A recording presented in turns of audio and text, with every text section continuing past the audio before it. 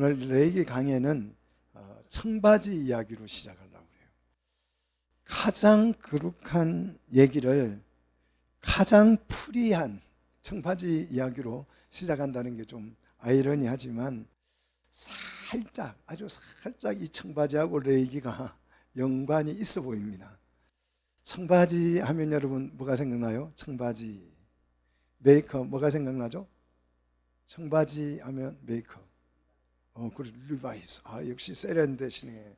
청바지는 리바이스죠. 이게 리바이스가요 1853년에 만들기 시작해가지고 한 700년 된 메이커입니다.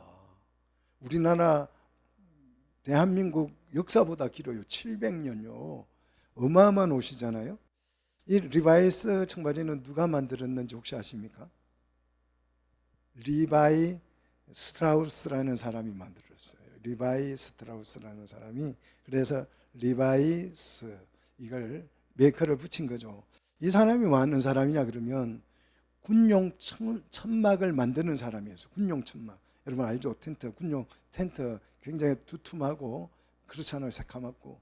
근데 이 천막을 이제 이 납품을 받아가지고 천을 만들었는데 이 염색할 때에 실패를 한 거예요. 그래서 납품을 하려고 하니까 빠꾸 맞았습니다.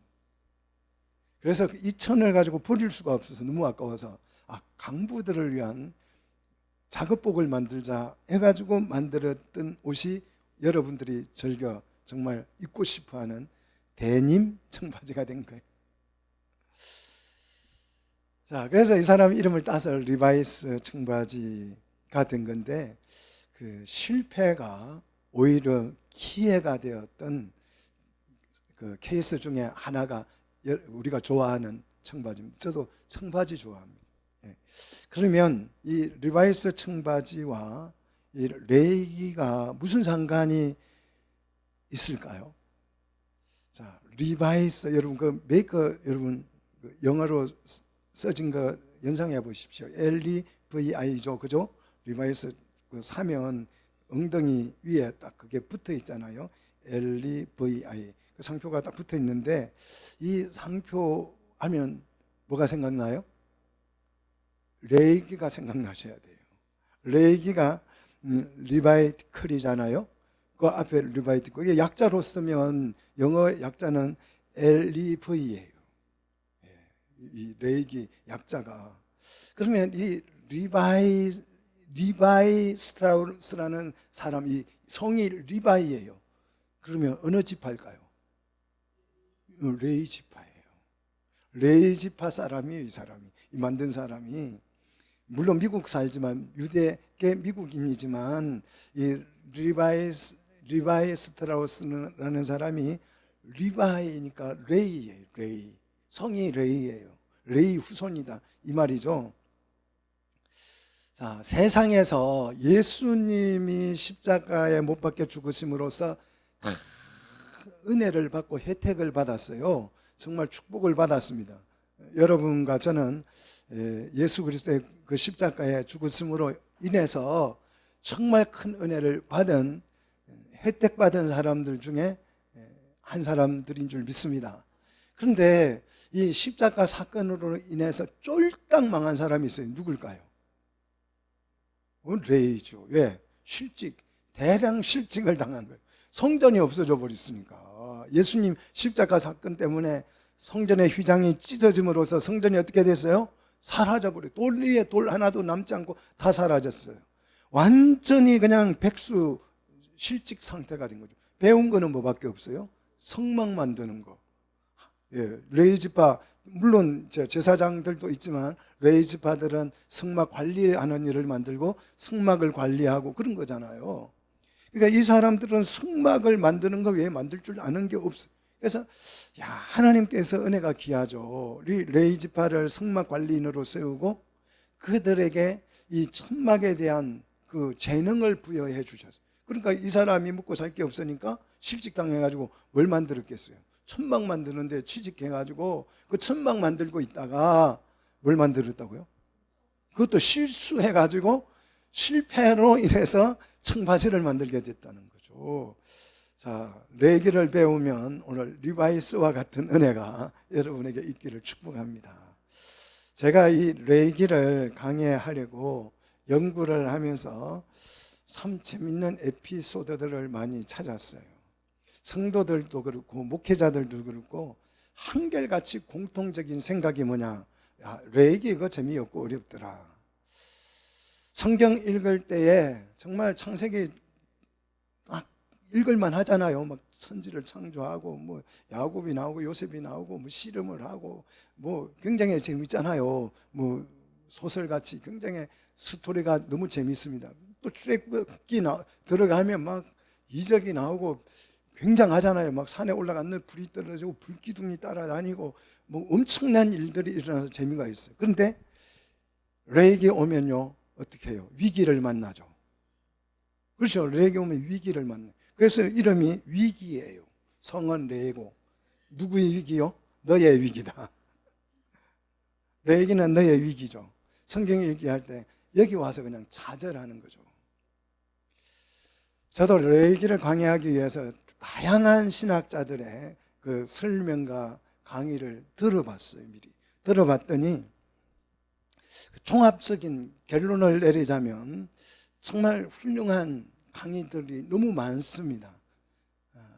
그런데 이 다 들어본 종합적인 결론은 뭐냐 그러면 많은 사람들이 레기를 정말 이해를 못하고 있는 것 같다 하는 그런 아쉬움들이 너무 많이 남아요. 왜냐하면 그런 대단한 학자들이 레기를 강의하는데 누구 얘기에 귀를 기울이냐 그러면 유대교 랍비들의 얘기에 많은 귀를 기울이고 있다는 걸 발견했어요. 유대교의 랍비한테 들어봤더니 그분들의 책을 봤더니 그분들의 하는 얘기를 들어봤더니 내가 직접 유대에 가서 유대 랍비들이 하는 것을 봤더니 이런 얘기들이에요. 저는 참고로 유대 나라에 가본 적이 없습니다. 한 번도 못 가봤습니다. 자, 물론 그 유대 랍비들 또 유대에서 레이지파들이 지금도 이런 양 잡고 소 잡고 하는 것들을 성전이 없으니까 할 수는 없지만 그런 이제 형식들을 그들은 전통적으로 잘 해 내려오고 있습니다. 그들의 형식은 세계에서 최고죠. 우리는 뭐 소 잡아본 적이 없고 양 잡아서 불태워 본 적도 없잖아요. 그러니까 우리가 이론으로만 알고 있는 거지 실제 해본 적이 없어서 형식은 우리가 잘 좀 미비할 수 있어요. 그 사람들만큼 실감나게 느끼지 못할 수는 있습니다. 그러나 레기의 의미를 그들은 지금까지 전혀 이해를 하지 못하고 있다는 사실이에요. 유대 랍비들이 레기의 이 의미를 제대로 이해를 했다면 어떤 일이 일어났을 것 같아요? 무슨 일이 일어날까요? 유대에 있는 그 랍비들이 레기를 읽고 정말 이것이 말씀을 이해하고 깨달았다면 무슨 일이 일어날까요? 예수를 구주로 영접할 수밖에 없죠. 그런데 그들은 아직까지도 예수를 그리스도로 구주로 영접해야 하네요. 아직도 오늘 오전에 말씀드린 것처럼 유대인이 잔치에 들어오지 못하고 어디 있다고요? 잔치에 안 들어가고 어디 있다고요? 바깥에 오전 예배 벌써 까먹었어요? 왜 그렇게 처음 들어보는 얘기 같아요. 아직도 유대인들이 밖에 안 들어오고 있잖아요. 잔치 안으로. 그들이 하나님의 말씀을 이해했다면, 랍비들이 이 레기를 이해했다면 그 자리에 무릎을 꿇고 예수 그리스도를 구주로, 예수를 그리스도로 고백했을 것입니다. 그런 일이 지금 일어났어요? 안 일어났어요? 안 일어났어요. 이것을 볼 때에 그 유대 랍비들은 아직까지 레기를 이해했다 못했다? 못하고 있다. 형식은 알지만. 자, 레기가 어렵다고 생각하는 것은 우리 얘기예요. 개신교들 얘기입니다. 유대인들은요, 자녀들이 딱 배울 수 있는 나이, 우리는 뭐 5살, 6살 되면 유치원 보내잖아요. 그 나이에 성경 66권 중에서 어떤 성경을 먼저 가르칠 것 같아요? 레기를 가르쳐요. 5살짜리들에게 야 와봐라, 자, 지금부터 번제에 대해서 설명할 거예요. 잘 들어. 번제는 이런 거야 하고 아버지가 자기 아들에게 레위기를 가르칩니다. 초등학생들도 유대인들은 레위기를 배우고 있어요. 초등학생들도 배우고 아는 거죠. 나름 자기들 나름대로 레위기를 이해하고 있습니다. 그러나 역시 이들도 제대로 성경 레위기 의미를 이해했다 못했다?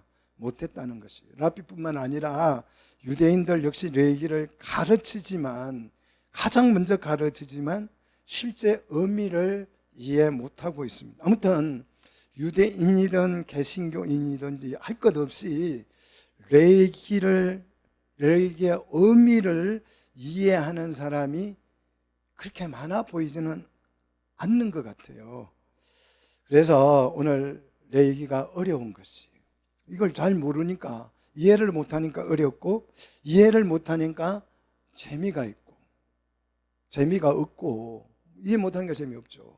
저는 이 레위기를 하면서 이게 계속 넘어가가지고 일어나지를 못해가지고 산에 아침에 운동하러 가야 되는데 계속 있다가 너무 재밌어가지고 일어나지를 못해가지고 끝까지 읽고 가는 적이 많아요. 여러분 한번 레위기 오늘 강의 들으면서 한번 이 레위기 의미를 이해하시면 너무 흥미진진하고 은혜롭습니다. 자, 레위기가 어려운 것은 아직 이해를 못하고 있기 때문에 그렇습니다. 성경을 레위기를 이해한다면 이거는 정말 하는 말이 아니고 레위기만큼 은혜로운 성경이 없어요. 그리고 레위기는 성경 중에 성경입니다. 복음서 중에 복음서이고요. 모세오경의 핵심이죠. 자, 모세오경은 5권이나 창세기, 출애굽기, 레위기, 민수기, 신명기. 이 가운데 있는 게 뭐예요? 레위기잖아요. 그게 모세오경 알맹이라니까요. 핵심이라니까요. 원래 모세오경을 기록할 때에 창세기 해가지고 쓰고 출애굽기 해가지고 쓴 거 아니에요. 그냥 창세기부터 그냥 태초에 천지를 창조하셨다부터 시작해가지고 신명기 마지막 절까지 그냥 쭉 소설 한 권으로 쓴 거예요. 그런데 이걸 이제 나누어서 읽기 쉽게 만들어 편집해 놓은 거예요. 그러면 이 오경의 맨 가운데 핵심 알맹이가 레위기라는 거예요. 그래서 여러분 레위기 한번 오늘 관심을 가지셔서 정말 이 말씀에 집중해서 한번 배워보십시오. 그래서 데님 청바지의 유래처럼 내 위기가 내 기회가 되는 정말 그런 은혜가 한번 일어나기를, 신앙의 부흥이 또 삶의 부흥이 일어나는 역사가 있기를 축복합니다. 자, 그러면 레위기 주제는 뭘 것 같아요? 레위기 주제, 여러분 레위기 한번 쭉 읽어보시면 가장 강조하는 게 뭐예요? 거룩이죠. 레위기는 거룩한 책이에요. 거룩입니다. 자, 레위기 19장 2절을 보시면 한번 보십시오. 이런 데는 주제 구절이니까 여러분 찾아서 연필 칠을 해 놓으십시오. 같이 읽습니다. 너는 이스라엘 자손의 온 회중에게 말하여 이르라. 너희는 거룩하라. 이는 나 여호와 너희 하나님이 거룩함이라. 자, 하나님이 거룩하기 때문에 너희는 뭐하라? 거룩하라. 이렇게 이제 이 거룩하기 위해서 오늘 지금 이 레위기를 우리가 배우는 거예요. 자, 이 주제에 대해서 모든 신학자들은 다 동의를 합니다. 그런데 문제는 우리가 거룩해야 한다고 주장을 하면서도 왜 거룩해야 되는지 그 이유를 설명하지 않아요. 그렇게 해서 무엇을 할 것인지를 가르쳐 주지 않아요. 이 레위기 강의하는 것을 들어보면 거기에 대해서는 침묵하고 있습니다. 또 조금 나아가서 그렇게 해서 세상에 좀 본이 되자 이런 얘기들이에요. 또 우리가 좀 그렇게 해서 하나님의 자녀로서 하나님께 영광을 돌리자 이런 도덕 수준, 공자 수준의 얘기들로 레위기를 채우고 있습니다. 그래서 그것이 너무 저는 안타까워요. 레위기를 배우면 왜 우리가 거룩해져야 하는지, 또 그렇게 해서 무엇을 할 것인지 오늘 여러분 정말 정확하게 첫 시간만 배워도 이것이 확실하게 이해되는 은혜가 있을 줄로 믿습니다. 자, 거룩이라는 말은 분리한다는 뜻이에요. 자, 그러면 이 분리라는 말은 세상과 나를 분리시키는 것입니까? 분리, 뭘 분리시킨다는 거예요? 세상과 분리를 말한다면 우리는 어디로 가야 돼요? 여기 앉아있지 말고 산속 절간으로 가야죠. 절간은 세상과 단절하고 인연 끊고 살잖아요. 세상에 불교는 인연을 끊는 거, 분리하는 거예요. 세상과 가족하고도 분리하고 사회와도 분리하고 서로 격리를 하는 것이 그 불교의 핵심이에요. 근데 이 거룩이라고 하는 것은 그런 분리를 말하는 것이 아닙니다. 거룩은 뭐냐? 죄와 사망으로부터 우리가 분리되는 것이요. 믿습니까? 죄와 사망의 노예로 살던 우리를 구원해내서 분리시킨 것이 거룩입니다. 이 행위 자체가 거룩인 줄 믿으시기를 축복합니다. 자, 그래서 죄와 사망에서 우리를 분리시켜서 무엇을 할 것이냐? 그걸 오늘 레위기가 설명을 해 줍니다. 레위기에 대한 여러분 좀 기대가 좀 생겼으면 좋겠어요. 그래야 이 성경에 이거 좀 전에는 정말 어렵던데 무슨 말인지 도통 모르겠던데, 그래서 성경 읽기에서 위기를 만나지 마시고 오늘 설교 정말 잘 듣고 강의 잘 들어서 정말 레위기를 읽으면 행복해지는 은혜가 되는 성경이 되기를 축복합니다. 레위기를 배울 때 핵심 중에 하나가 뭐냐 그러면 정말 이제 중요한 얘기예요. 레위기를 이해했느냐 못했느냐 그걸 알 수 있는 굉장히 중요한 질문을 하나 드리려고 그래. 퀴즈를 하나 내려고 그래요. 자, 창세기의 시작은 어떻게 시작되죠? 태초에. 레위기 시작은요? 번제 얘기죠. 그죠? 번제로 시작하잖아요. 예배로 시작한다. 레위기 시작은. 그죠? 자, 그러면 창세기 끝은 야곱이 죽죠. 야곱이 죽고 어떻게 죽고 끝나 출애굽기가 시작되는 거죠. 그죠? 자, 그러면 요한계시록의 끝은 아멘. 주 예수 이렇게 끝나요. 다 알고 있어요. 그런 사람 잘 아시네. 그죠? 끝나는 거예요. 그죠? 마태복음 끝은 뭐예요? 모든 민족을 제자로 삼아 아버지와 아들과 세례를 가서 너희는 제자 삼으라. 다 중요 성경은 다 알고 있어요. 레위기 끝은 뭘까요? 보지 마시고 괜히 아는 척 하려고 찾지 마시고 레위기 끝은 뭘로 끝날까요? 모른다 이거 몰라요. 왜 모를까? 끝에 있는 거는 결론이잖아요. 결론을 짓는데 왜 결론을 모를까요? 이해가 안 됐어요. 레위기 이해가 안 돼서. 자, 그러면 레위기 끝은 뭐냐 한번 찾아보십시오. 뭘로 끝날까요? 11조 얘기, 돈 얘기예요. 돈 얘기로 끝납니다. 여러분 좀 충격을 좀 받으셔야 돼요. 왜 이 거룩한 레위기 번제를 드리고 소제를 드리고 화목제를 드리고 속죄제를 드리고 속건제를 드리고 위임식을 하고 정말 얼마나 하나님 앞에 거룩한 예식을 거행하는데 이 성경 맨 마지막이 무슨 얘기라고요? 돈 얘기. 성경을 돈 얘기로 끝낸 성경이 있어요 없어요? 없어요. 가장 거룩한데 가장 세속적인 얘기로 레위기가 끝나고 있어요. 왜 그럴까요? 레위기가 거룩한 책인 줄 알았는데 레위기도 별 수 없죠. 무슨 얘기예요? 돈 얘기. 정말 그래서 레위기를 읽다가 많은 사람이 돕니다. 돈 얘기로 끝나니까 돌아요. 이해가 안 돼서 돌고 무슨 뜻인지 몰라서 돌고 어려워서 돌고 도는 거죠. 과연 레위기가 돈 얘기하려고 11조를 얘기했을까요? 좀 여러분 궁금해지시기를 축복합니다. 제가 11조 많이 하라고 그 말 레위기 하면서 안 할 거예요. 여러분 혹시 이 레위기 통해서 11조 열심히 하라고 지금 레위기를 강의하나 보다 여러분 그렇게 생각하면 레위기 다 배우고 나서 내가 정말 너무 세속적인 생각을 했구나 해서 통곡하고 회개하게 될 것입니다. 이 절대 돈 얘기 아니에요. 이게 무슨 뜻인지를 아셔야 한다 이거예요. 좀 기대가 생기기를 축복합니다. 예. 레위기를 다 배우고 나면 여러분의 예배는 많이 달라져 있을 것입니다. 그리고 레위기를 배우고 나면 여러분의 삶도 달라질 것이에요. 레위기를 배우고 나면 삶뿐만 아니라 인생관이 달라질 것입니다. 인생 자체가 완전히 달라질 것이에요. 레위기를 충분히 잘 따라오셔서 이해를 하게 된다면 그렇습니다. 뭐 배워봐야 이해를 못하면 그나물에 그 밥이 똑같아요. 어제나 오늘이나 동일할 것입니다. 그런데 배우고 나서 이해가 된다면 정말 레위기를 배운 것을 후회하거나 실망하지 않을 줄로 믿습니다. 자, 레위기는 제일 먼저 예배를 설명합니다. 그죠? 우리는 왜 예배를 배워야 하냐? 내가 제사장도 아닌데.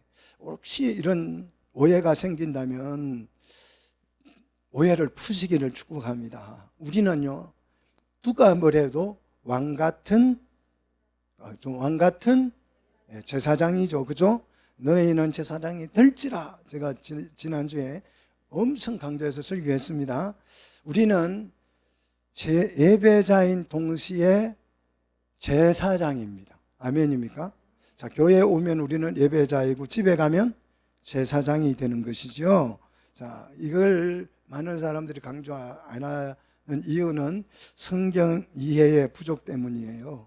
레위기를 잘 배워서 왕 같은 제사장의 품위를 살리기를 축복합니다. 제사장이 돼가지고 이거 번제를 막 순서를 바꾸고, 목사들이 가끔 이제 이게 목사 노예 가면 성찬 예식을 하는데 어떤 목사님들은 이 노예 와서 성찬식을 집례하다가 실수해요. 순서를 바꾸고 막 또 말을 엉뚱한 소리를 하고 그래요. 정말 품위가 딱 떨어져요. 저래가지고 목사인가? 그러면 여기 와서도 저 정도 실수를 하면 그 본인 교회에서는 얼마나 마음 엉터리로 할까? 이런 생각이 들 정도라니까요. 여러분, 예배 전문가가 되시기를 축복합니다. 자, 그 다음에 이 레위기의 목적이 무엇인지를, 예배의 목적이 무엇인지를 배울 수 있습니다. 레위기를 배우면 왜 우리가 예배해야 하는지. 자, 레위기는 예배를 통해서 실현하고자 하는 목적이 있어요. 그 목적을 설명해 줍니다. 예배를 통해 우리가 무엇을 실현할 수 있게 되는지 여러분 좀 잘 배우시기를 축복합니다. 자, 레위기를 모르면 이 예배하고 삶이 분리가 돼가지고 결의가 생겨서, 예배와 삶의 결의가 생겨가지고 그리스도인은 그리스도인인데 좀 이상한 그리스도인이, 예배는 굉장히 열심인데 삶은 이상하고, 어떤 사람은 또 삶은 굉장히 경건한데 예배는 엉터리가 되고, 뭐 이런 모양이 돼가지고 좀 온전하지 못한 그리스도인이 되는 경우가 많습니다. 자, 레위기를 배우면 예배와 삶이 어떻게 연결되는지를 확인할 수가 있습니다. 그 다음에 레위기는 인생, 이 생애의 주기를 설명해줘요. 레위기가 내가 내 인생을 살아갈 때 무엇을 성취하면서 살아가야 할지를 보여주는 거예요. 여러분, 살면서 어떤 이 생애 주기가 있잖아요. 뭐 어렸을 때는 집에서 어머니 품에서 살지만 좀 5살, 6살 되면 이제 유치원 갈 계획을 세우고 또 초등학교 갈 계획을 세우고, 이 생애 주기잖아요. 그리고 이제 30살에 또 직장을 가고, 직장 가서 또 배우자를 만나고, 그래서 애는 몇 명? 2명, 3명 이렇게 또 계획을 세우고, 그 다음에 아파트는 언제쯤 사고, 뭐 이런 생애 주기가 있잖아요. 계획이 있잖아요. 자, 이런 세속적인 계획 말고 정말 우리가 그리스도인으로서 우리 생애 주기를 어떻게, 어떤 단계로 실현해 가야 하는지를 레위기가 정말 소상하게 가르쳐 주고 있어요. 정말 잘 가르쳐 주고 있습니다. 그래서 결국 우리 생애의 목적이 무엇인지를 보여줘서 여러분의 인생이 하나님 앞에 승리하는, 성공하는 인생이 되도록 레이기가 인도해 줄 줄로 믿습니다. 자, 그래서 여러분이 혹시 어려울까 봐서 좀 복잡해 보이기는 하지만 제가 도표를 이렇게 만들었어요. 없으신 분은 우리 지영 집사님한테 달라고 하면 줄 것입니다.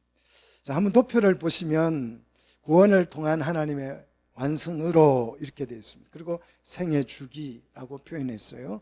자, 에릭슨의 그 심리학자가 말한 생애 주기는 엉터리예요.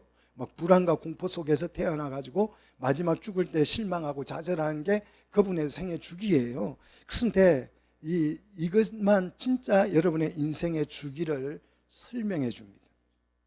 자, 이게 정말 중요한 거예요. 이걸 모르면 레이기를 이해했다고 할 수가 없어요.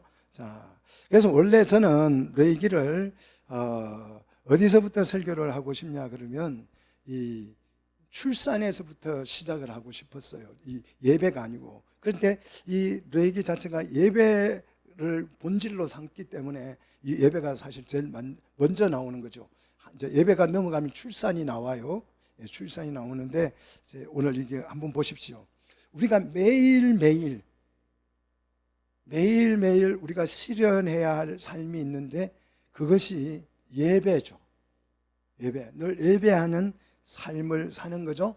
그와 동시에 자, 이제 이 예배가 끝나고 나면 7장 이렇게 넘어가고 나면 예배 설명이 다 끝나고 나면 위임식이 나옵니다.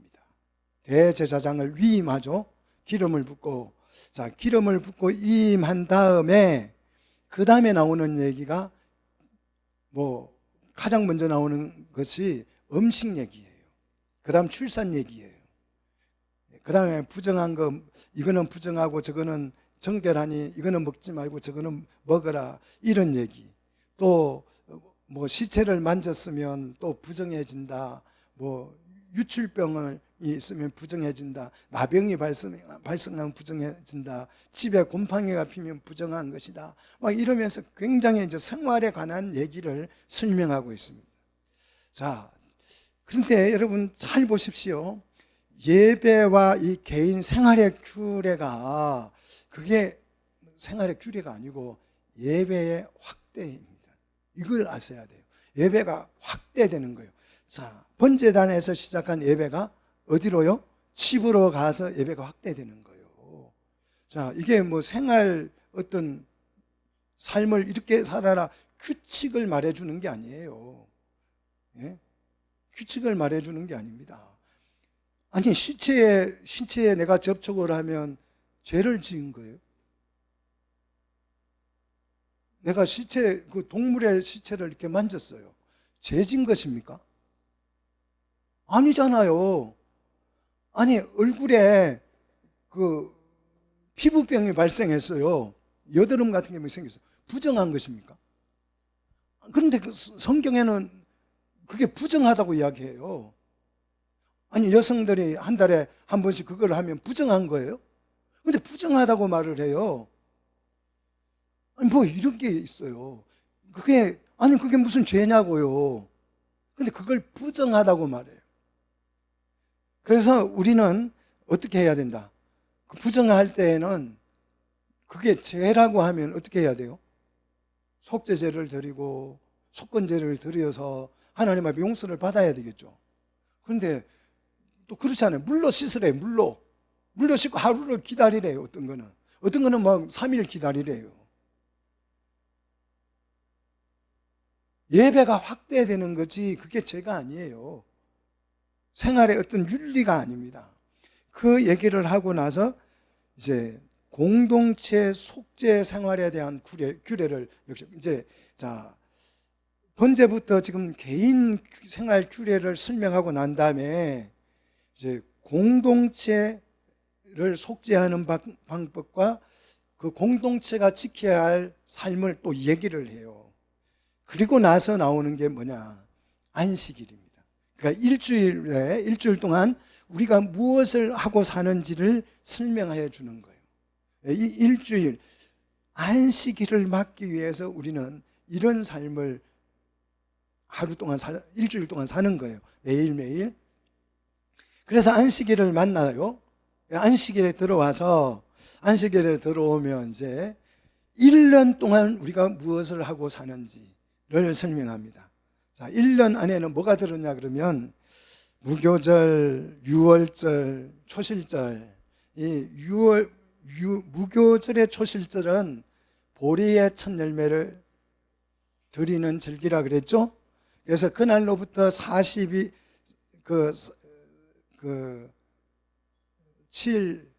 7주를 지나서 7의 7주를 지나서 그 다음날 50일째 오순절이라 그랬죠. 77절이라 그랬죠.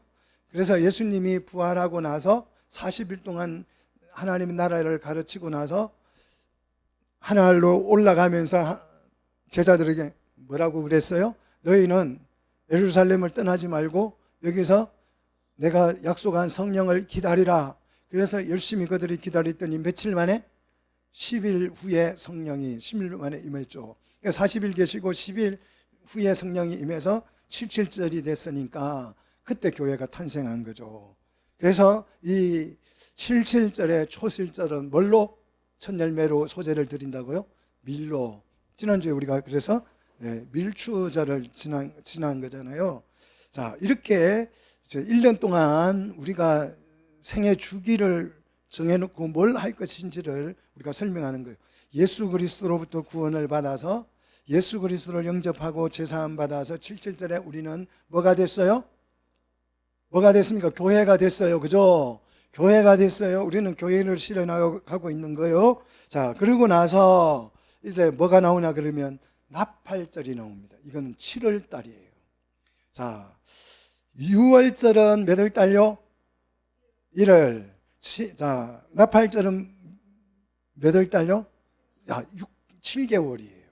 정확하게 일주일 간격이잖아요. 그죠?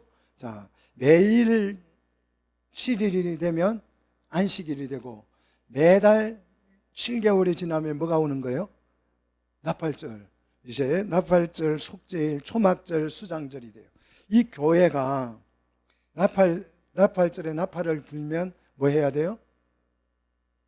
자기 공동체예요. 공동체. 자, 개인은 속죄제를 매일 드리면서 제 사함을 받습니다. 그렇죠? 받아요. 그런데 이 공동체는 그렇게 속죄를 못 받아요. 이 공동체니까 제 사함의 그 강도가 다릅니다. 강도가 달라요. 그래서 나팔절에 나팔을 쫙 하고 불면 전 그리스도인들이 마음에 회개할 준비를 하고 이제 열흘이 될 때, 열흘 동안 준비 잘해서 철저히 회개하는 마음으로 준비를 해서 10일이 되면 속죄일을 만납니다. 속죄일.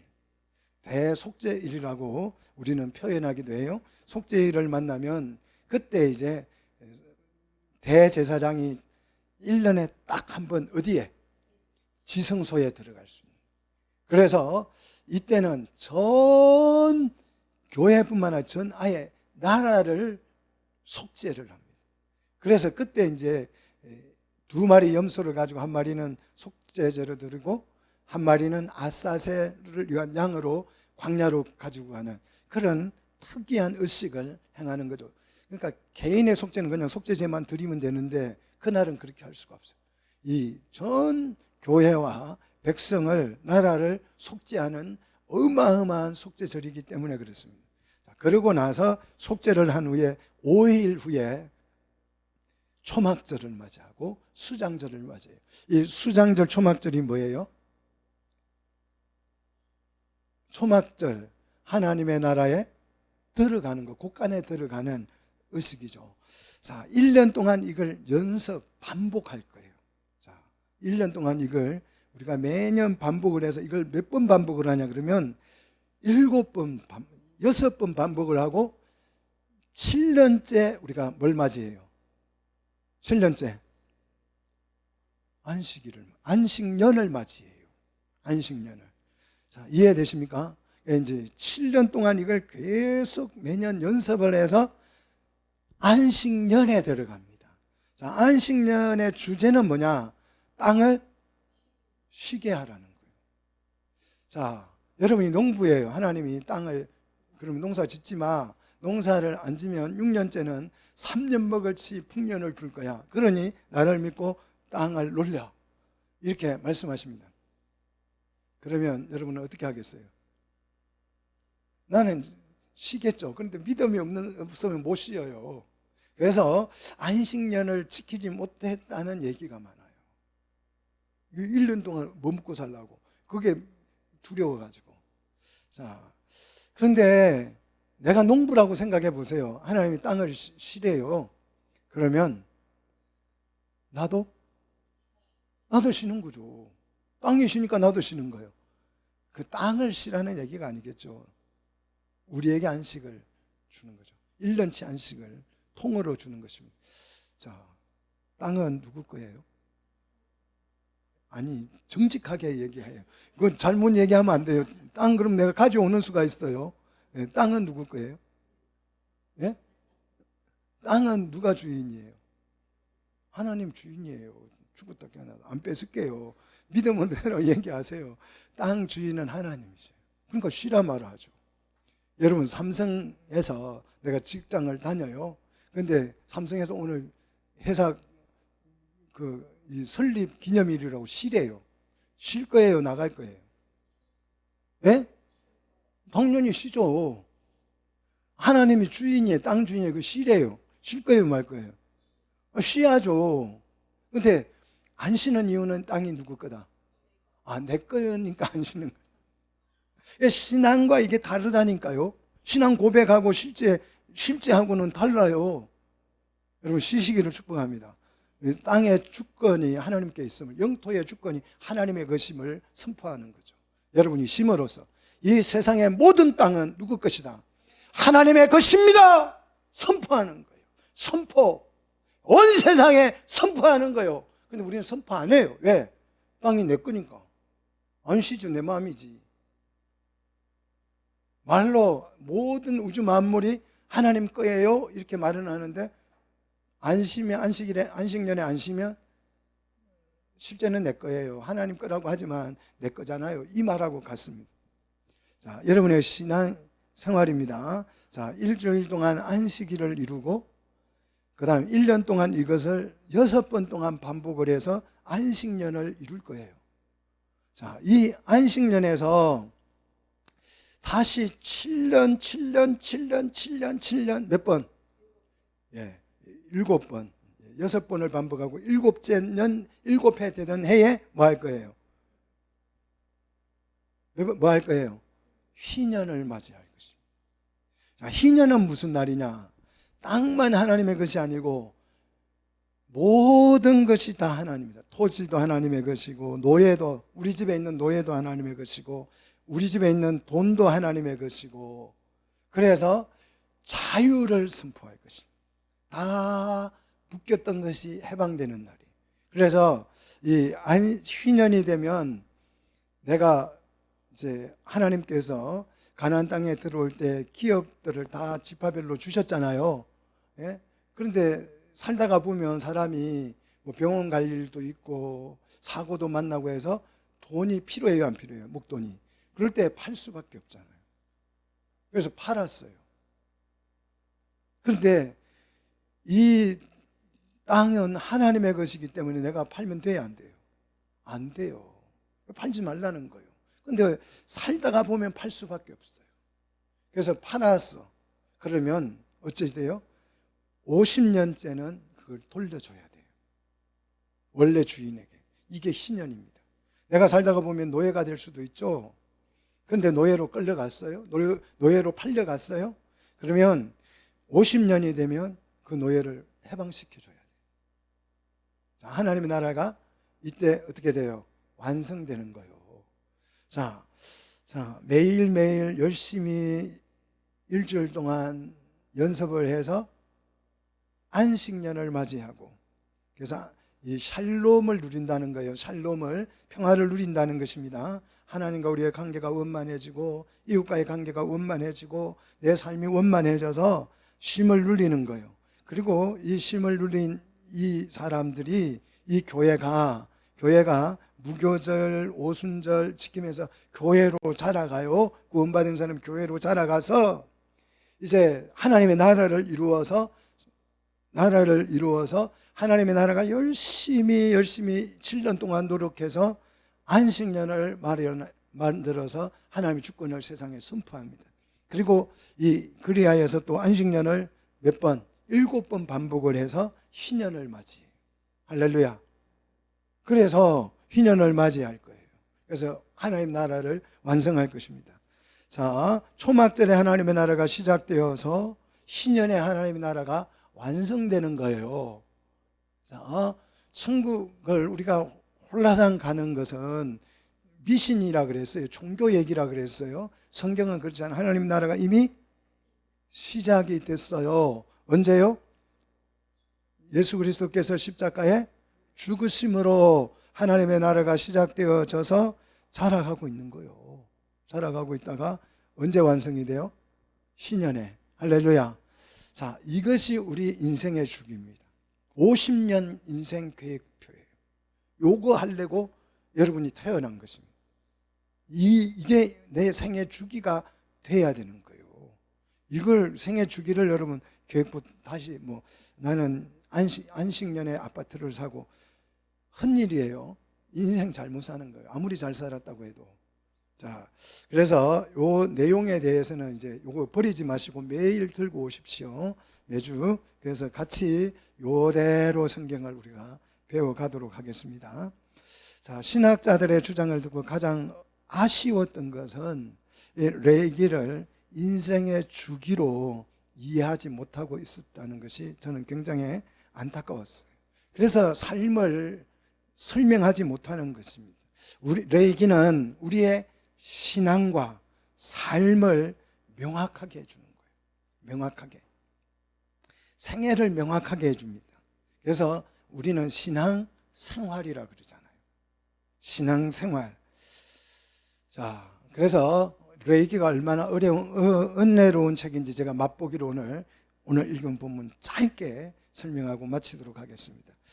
자, 오늘 1절 우리 한번 같이 읽어보십시다. 한 번 더.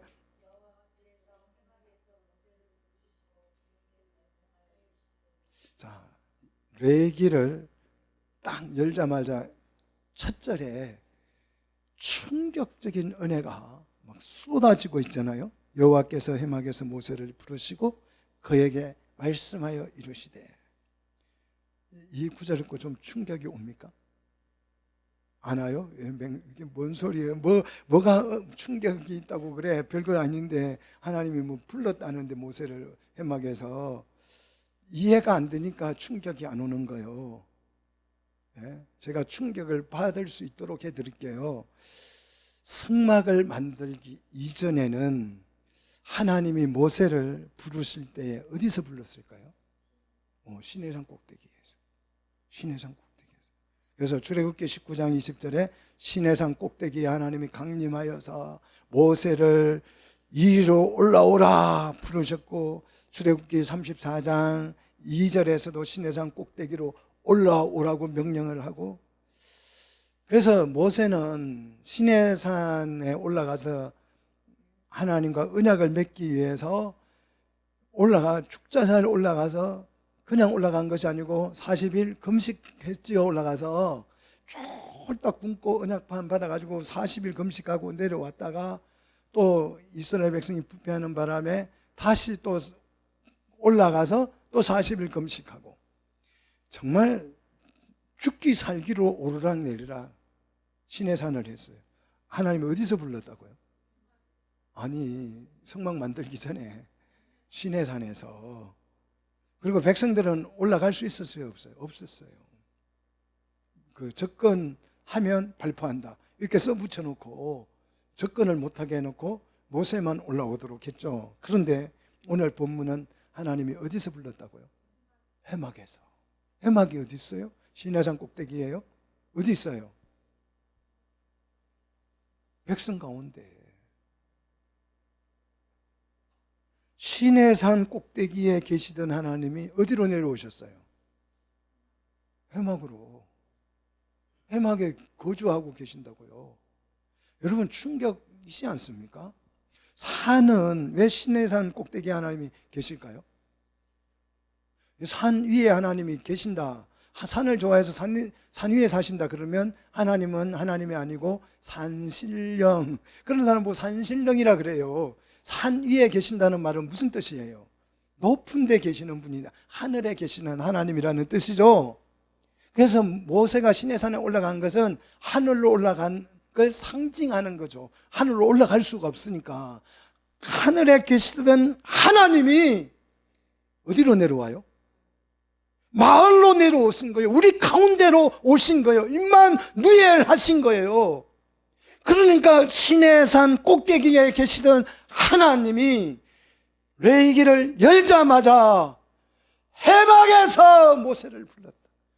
충격 아닙니까? 감동적이지 않습니까? 내 곁에 오셔가지고 하나님이 나를 부르시고 우리 가운데 하나님이 와 계신다는 걸 생각하면 전율이 일어나지 않습니까? 여기에 하나님이 와 계신다고요. 우리 곁에. 그래서 우리 곁에서 해막에서 하나님이 우리를 부르신다. 저는 모세가 이 부름을 듣고 막 엉금엉금 울면서 기어갔을 것 같아요. 오늘 또 시내산 올라가야 해. 이거 어떻게 언제 올라가지? 아이고 다리 아파 죽겠는데 80묵은 영감이 간절히 와가지고 그냥 걸음도 못 걷는데 금식까지 해가면서 언제 시내산에 올라가지? 주여 언제 나를 불러가지고 또 오시라. 제발 좀 부르지 말아 주십시오. 시내산은 언제 올라갑니까? 시내산은 우리처럼 울창하지도 않잖아요. 그냥 돌멩이 산이잖아요. 그 더운 날씨에. 그런데 하나님이 어디서 불렀어요 오늘은? 감사해, 감사해. 그런 좀 감동이 있으시기를 축복합니다. 입체적으로 성경이 느껴져야 좀 감동이 되지 않겠어요? 시내산에 불렀대. 뭐 시내산에서 불렀대. 해막에서 불렀대. 부르면 가야지 뭐. 아무런 영혼 없는 생각이죠. 신앙이 아니죠 그거는. 시내산에서 부르면 내가 어찌 올라갈고 고달프잖아요. 그런데 하늘에 계시던 하나님이 우리 곁에 바짝 타고 오셔서 우리 가운데 거주하셔서 이제 막 벼락치면서 뇌성을 치면서 시내산에서 부를 때 그랬어요. 막 불꽃이 막 이글거리면서 막 먹구름이 가득히 차면서 막 그 흑암 중에서 불타는 구름 속에서 모세야 하고 불러 올렸는데 해막에서 그렇게 불렀을까요? 어떻게 불렀을까요? 어이 모세 이리 와보게 그러는 거예요.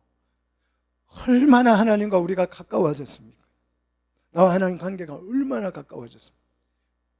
감동적이지 않습니까? 여러분 이 감동이 레위기를 배우는 내내 여러분 속에 풍성하게 임하기를 주의 이름으로 축복합니다.